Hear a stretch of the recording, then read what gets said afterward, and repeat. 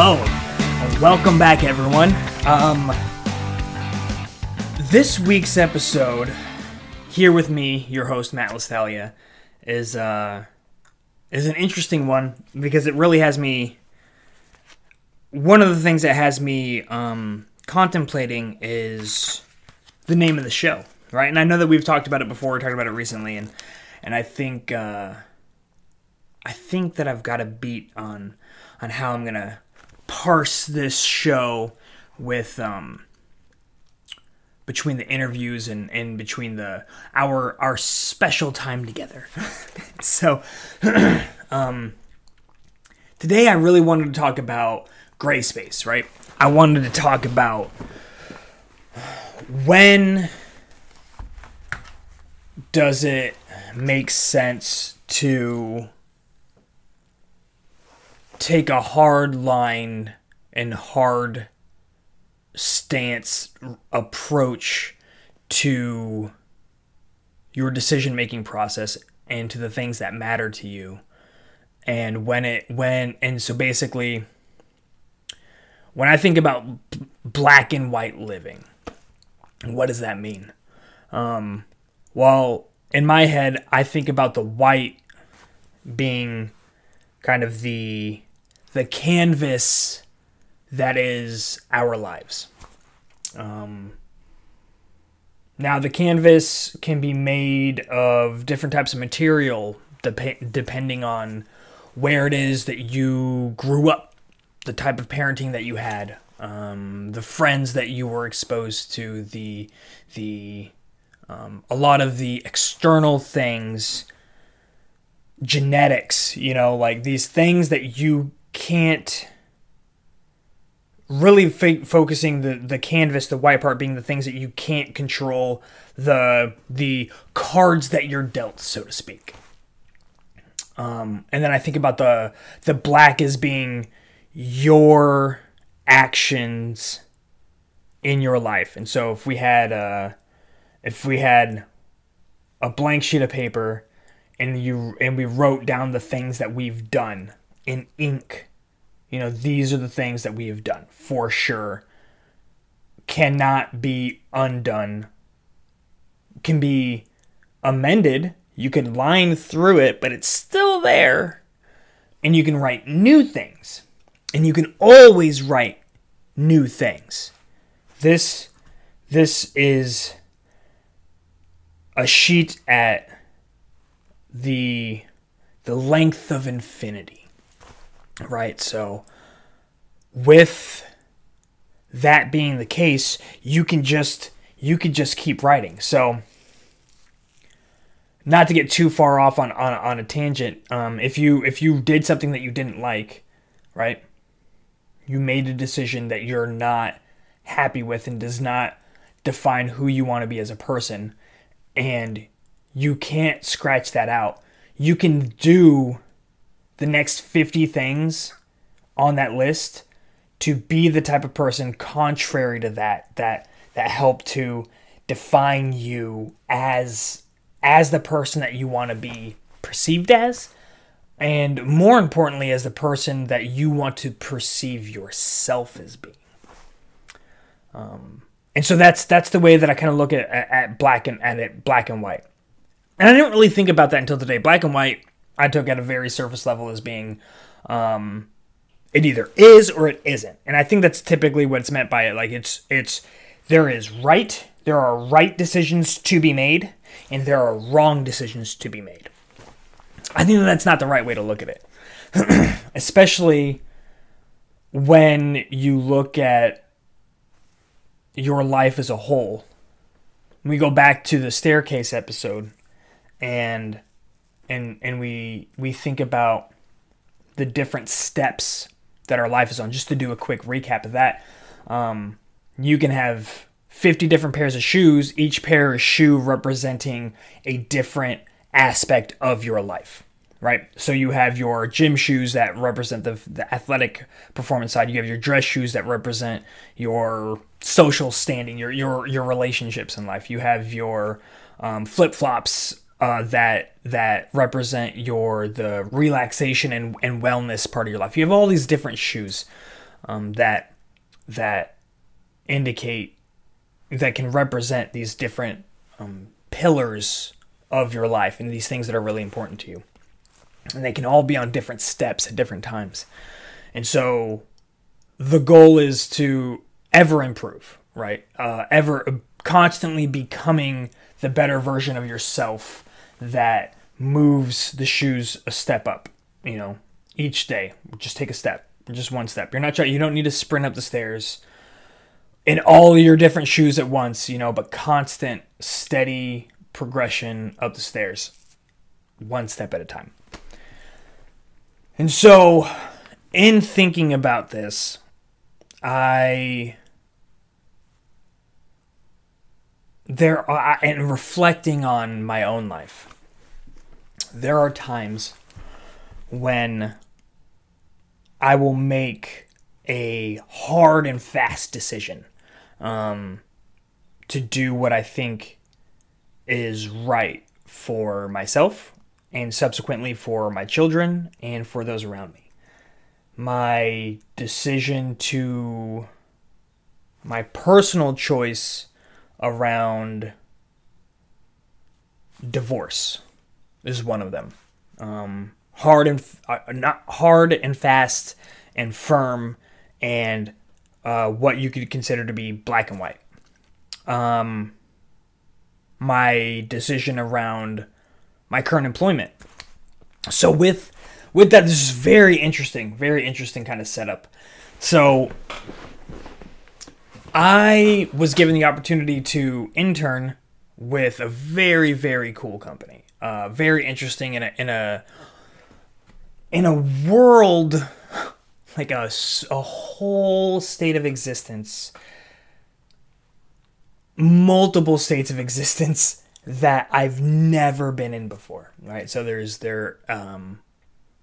an IT technical aspect of it that I've never dabbled with, and I've never been one to profess my technical prowess.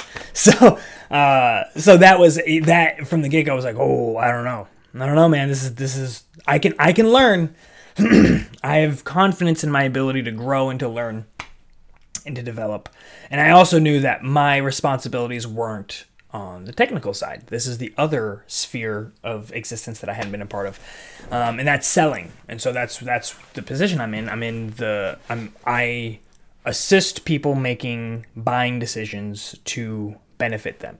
And some of the stuff that I've learned along the way being, we don't want to incentivize somebody to buy something that won't benefit them. And so we determined very early on if our solution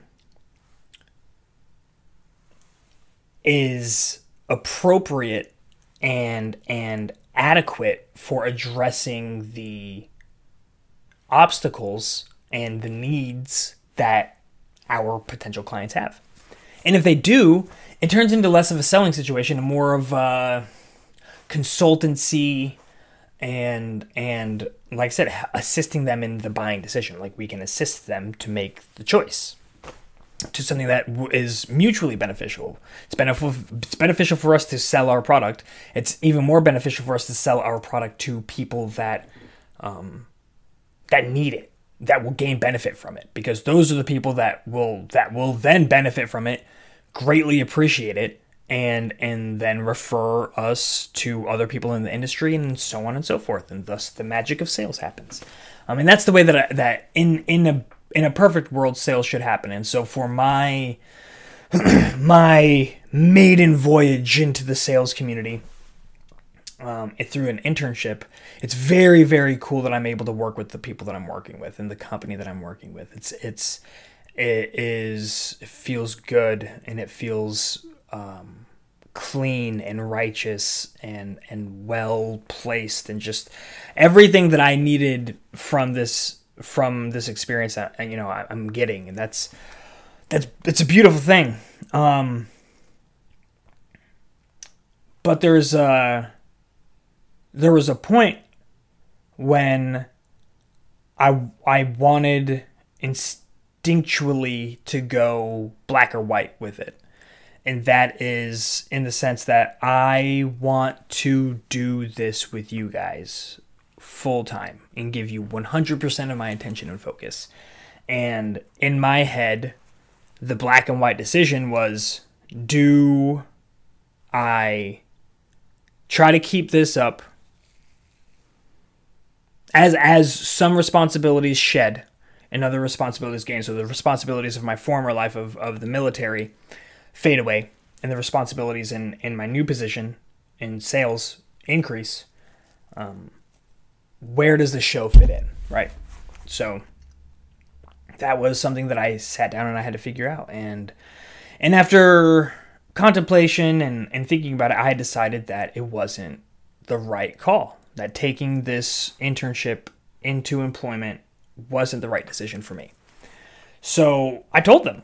I told my mentor and my boss and was somebody I consider my friend, all the same person. I told him, I was like, hey, I appreciate everything you've done. Our relationship means a lot, and I don't mean to burn you or the company. I need to do what's right for me, and that is pursuing my passion and diving headfirst into it. Sink, swim, or tread. I need to embrace it. And something had occurred to him, and then naturally a conversation with us pursued. And he basically said that he felt that that one thing that is kind of contrary to the name of the show is something he had said was a mentor of his growing up had told him to never let go of the rope that you have while swinging to the next one before you grasp the next rope, like Tarzan. And so with that, I'm like, there's that safety and security in there out on that rope. Does that make me more likely? What's the likelihood of me releasing that rope to grab the next one if it seems like the distance isn't right? Like, how likely am I to grasp that next rope if this one's still in hand? When I could swing, I'm like, oh, it's not quite close enough, and I hold it and I ride it back, and I swing back, and each time I swing back, still holding onto the rope, that distance gets further and further. So that's my immediate thought in my head when he says that. But we continued to discuss, and the beautiful thing was that we didn't have. He presented his negotiation position as, this doesn't have to be black or white.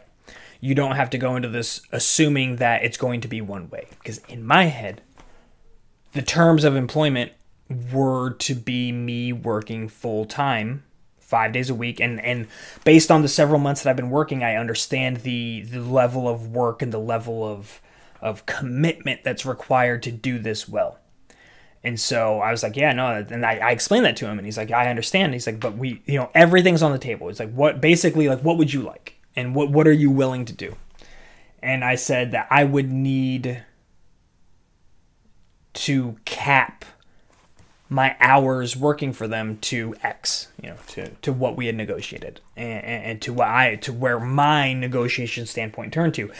The interesting part of this is that he was using sales techniques that we talk about to sell me on staying with the company, which is beautiful, and I've total respect for it. And once you become familiarized with these things, when you see it happening, you're like, oh, okay, like you can recognize when it's being done well. And naturally, this gentleman, my friend, provides sales training to companies, so he's very, very good. and to that extent, he's still, even with that, his intent would never be to sell me on work, because I'm working with him. He wouldn't want me there if I didn't want to be there, and so he wouldn't present something that he wasn't comfortable with without our mutual benefit. And so it then occurred to me that they will gain more value out of my presence there at all versus not at all, right? Even if it's minimized versus what I was anticipating.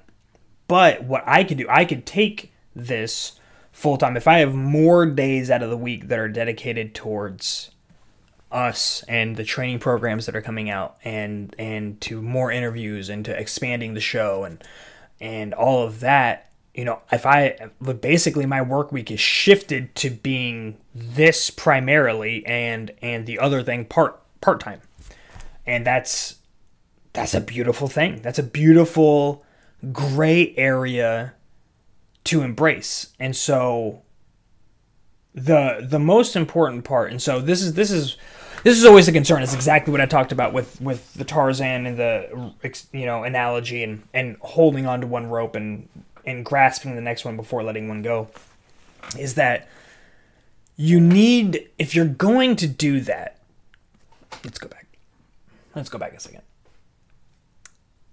The idea behind Burn Your Boats is that you're cutting off your security blanket so that way you can fully invest in pursuing your dreams. So that is a tactic that you can take when you know that you need it. When you know that your attention is going to be split too much and that you are likely to fall back to the ship so you can sail back to somewhere that's nicer and more accommodating. The other approach is something that is much more it's more nuanced. You have to be constantly reassessing and constantly like building in reflection points. And that was part of the negotiations. We build in reflection points to go and review from their perspective to potentially expand my time working with them, my hours. And for me to potentially to reduce and walk away progressively. And so and those two things naturally going apart is actually the kind of balance that I need for that. I just have to keep that in mind, and I have to constantly keep that in mind, because it would be very easy to get carried away with success. And then it turns into that type of motivation where I'm doing something that I'm not as passionate about because it's working, because of the extrinsic rewards that are coming from it, because of the pay, because of the consistency, because of the wins and the dopamine hits that you get. Like, imagine you get dopamine hits when you get a gem in a game on your phone. So imagine the dopamine hit when you close a sale. Imagine a dopamine hit when you close a really big sale, and the dopamine hit that when that big sale commission comes in every month to the paycheck, right? All of those are hits, and so you have to keep your head on straight. So if you're going to hold on to the rope while you grasp and hold on to the next one, you have to keep your head on straight. And the way that you do that is going back to the canvas, going back to that infinity paper that is your life, right? And so you need to go with big, bold, black letters that clearly state that top level priority. And that's what I've come to term your purpose. What is your purpose? Is it your purpose? And it should not be confused with the subsequent goals associated with fulfilling that purpose. That is where, so we get back to the black and white. So if we're going with big, bold, black letters, I don't need the method and the specificity to be written in ink. I don't need the methodology to be written in ink necessarily. I need the purpose. I need why I'm doing it. And so when you think about the why, we get back to the talks that we've had about motivation. And I'm actually I'm listening to this audiobook called Grit by Angela Duckworth, I believe her name is. And it's fantastic. It's a fantastic book. I love it. And one of the things that they bring up in it is the intrinsic and the extrinsic motivators, the self and the other motivation when it comes to doing something. So if you have a young student, a college student who says that I want cleaner air because I want to take care of the earth and I want to make sure that everybody has clean air to breathe and that our future generations are taken care of, that's a very other based motivation. And that's good, and you can be motivated to do that. But it won't be as strong as if it's tied to something that you're really truly passionate about. So then you get somebody who says that this area of mathematics really interests me, and I'm so curious to continue to learn and to explore and to push the boundaries and to see if there's a level of understanding that I can achieve that hasn't been achieved yet. It turns out I'm actually really good at this, and it feels good to do those things, and that excites me. This is very exciting, and so I want to push, I want to do it, because it feels good and it's exciting, and I get this feeling of accomplishment within myself for pushing boundaries and for operating in something that I really like. So that's that self driver, that self motivation. So what happens to the likelihood of you continuing on a lifelong journey towards improvement towards your purpose, right? The purpose can and most likely should be associated with a greater good, with something that extends outside of yourself. So the purpose in that verbiage should be tied to, I really want to help people find and explore the greatest version of themselves that they possibly can. I want to help people become better educated. I want to provide educational services to impoverished neighborhoods. And that would be like a sub goal, right? And so if you don't find pleasure in helping kids, then your goal in doing that you're going to have a hard time staying on track when the bumps hit, because you can enter into this task with high levels of motivation, high levels of drive and ready to go get it. But recovering from the inherent and absolutely unavoidable obstacles that will come up is going to be really hard to do if you're not gaining personal satisfaction from these things. So that's going back to the gray area. That's going back to, it's not black or white. It's not one or the other. It's both. And so you want to lay that on your infinity paper. You want to write that down in bold letters, your purpose. Why is it that you're taking the actions that you want to take? Why, like when you think about the things you want to accomplish, why do you want to accomplish those things? And you keep walking down like the 7 layers of the why until you find that, like, well, that's just really what I want to do. Like, why is that important? Well, because, and then you can play the why game all the way down.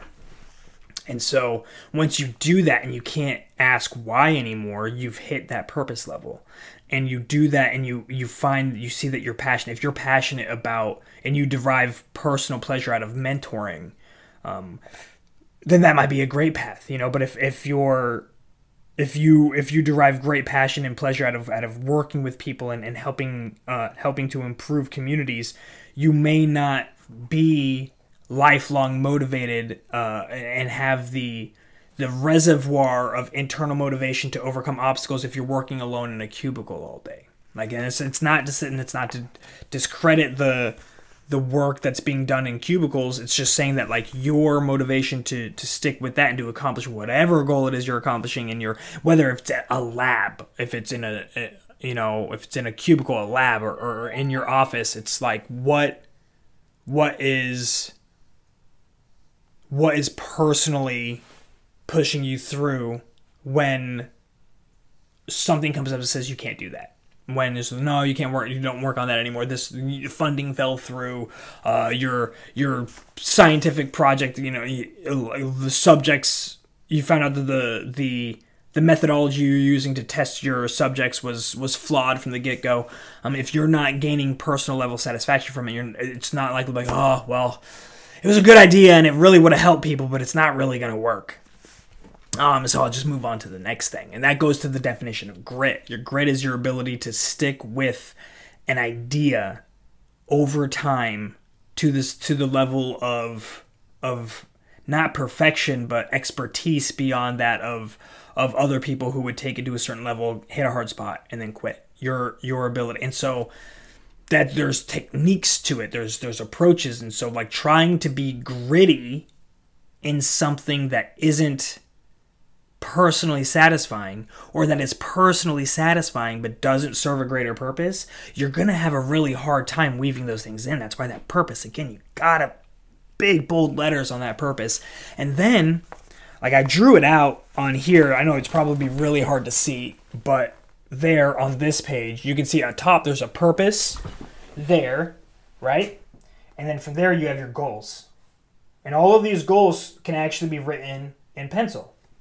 And then from there, you have all of these subsequent goals that are required in order to get to these goals. And this will cascade down. So this is your purpose. These could be your 5-year goals. I want to establish this organization, this nonprofit, blah, blah, blah, blah, blah. I want to change these lives, blah, blah, blah, blah, blah. I want this city to reach these testing levels, blah, blah, blah, blah, blah. From here, then it's like, okay, well, how do I accomplish these testing standards? Okay, well, I need to figure out what they are right now. Okay, what are the testing standards? Okay, what methodology is being used to teach right now? Okay, figure that out. Okay, and then and what strategies have been proven to work in other areas that could work here? Okay, figure that out. Now I have all those answers. Now I can answer. Now I can accomplish that goal. And then from there you go down to the daily tasks. Okay, I need to call this person. I need to network with these people. I need to do research on scientific data there. And that can be today's goal. And you break it down from your 5 years, your 10 years, to your 5 years, to your 1 year, to your quarters, to your dailies, you know? And that's the way that works. But it's all of those goals, once you get below the purpose and you get to the goal, those can all be pencil whipped, because it's not...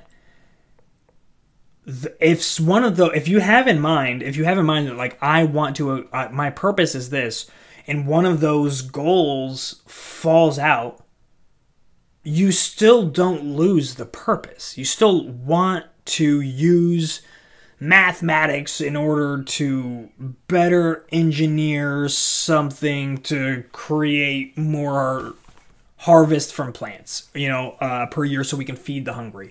Whatever the case is, like, okay, well, that whole problem set fell through, but I can still use mathematics to help improve people's lives. I can still find another way to accomplish my purpose, even if it's not that way. That was just a thing. And that's where it's important not to tie yourself to that one vision, because oftentimes it shows up in a way that you don't even expect. A beautiful parable that I've heard over time and time again is one of that of the bricklayer. And this is where we spin from you leaving something that you really want to do to assessing what it is that you're currently doing. So if you're working in a job and there may be a shift in perspective that can really, really help you to attain a higher level of satisfaction with the work you're already doing. That actually happens with a lot of people over time. And some people go into it naturally with one mindset, and then they can transition to another one. So the parable or the story is about 3 bricklayers. You have one bricklayer who is asked, like, hey, what do you do for work? What do you do for a living? And he says, oh, I lay brick. And then they ask the next bricklayer who's working on the same project as the first bricklayer. All three bricklayers are working on the same project. First one says, I lay brick for a living. Like, okay, hard work, backbreaking, got it. Next guy says, I build churches, or I build roads. I'm in that, and that's where you upgrade from a job from the bricklayer to kind of a career or a vision, a bigger help. You go to the other. You're thinking of, I'm building this thing for other people to be able to use for church. And you ask, which is a great step. But think about the different levels of life satisfaction between those two. Think about the different interactions that you're going to have in the way that you're going to go into work each and every day with a different attitude between those two people. There are many things that could shift the attitude and the feelings of the bricklayer versus the church builder. Now go to the third bricklayer and they ask, what do you do?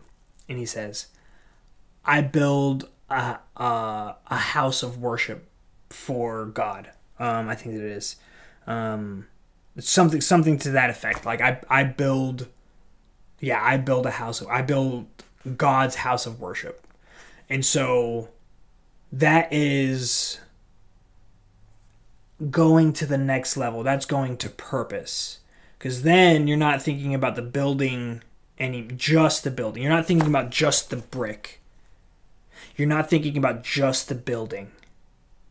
You're thinking about the outcome of that on everyone around you and yourself, and how you are responsible for that.